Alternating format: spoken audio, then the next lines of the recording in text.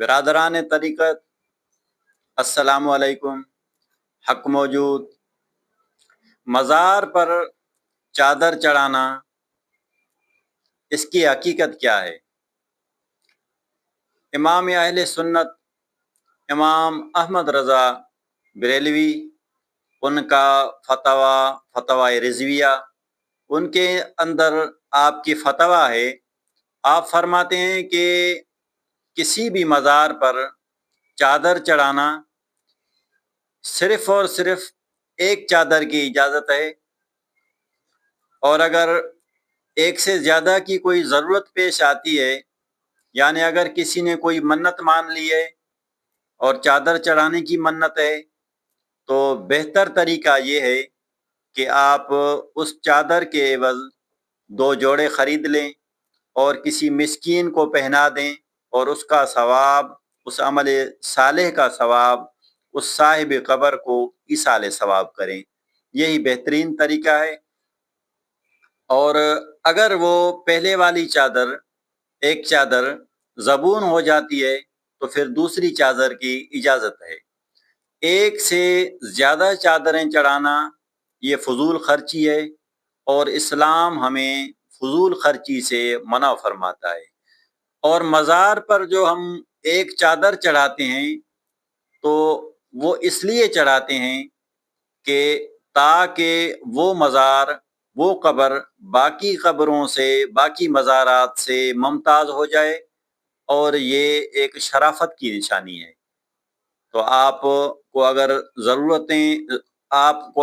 ضرورت محسوس ہوتی ہے کہ بھائی پہلے والی چادر زبون ہو گئی ہے، تو پھر آپ دوسری چادر چڑھا دیں، پہلے والی اتار دیں، اور اس پہلے والی چادر کو مٹی کھود کر، قبر کی طرح کھود کر، کھڈا کھود کر اس کے اندر اس کو بند کر دیں، تاکہ اس کی بھی بے حرمتی نہ ہو۔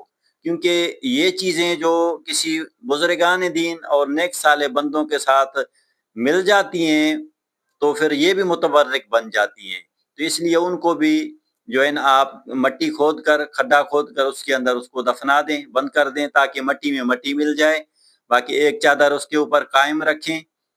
اور رہی بات یہ کہ اگر وہ چادر اس کے اوپر قرآنی آیات لکھی ہوئی ہوں تو پھر کیسی ہے؟ تو اگر کہیں پہ بے ادبی کا خطرہ نہ ہو تو اس چادر پر اگر قرآنی آیات لکھی ہوئی ہیں تو پھر ٹھیک ہے، آپ چڑھا دیں۔ اگر بے ادبی کا خطرہ ہے تو پھر قرآنی آیات لکھی ہوئی چادر مت چڑھائیں ان کے اوپر۔ اب ایک چادر کے سوا باقی چادریں چڑھانا یہ فضول خرچی ہے، اور اسلام ہمیں فضول خرچی سے منع فرماتا ہے۔ اگر کسی کی منت ہے کہ میں اگر میرا یہ کام ہو جائے تو میں فلاں بزرگ پر چادر چڑھاؤں گا، تو وہ منت ماننا بھی ٹھیک ہے۔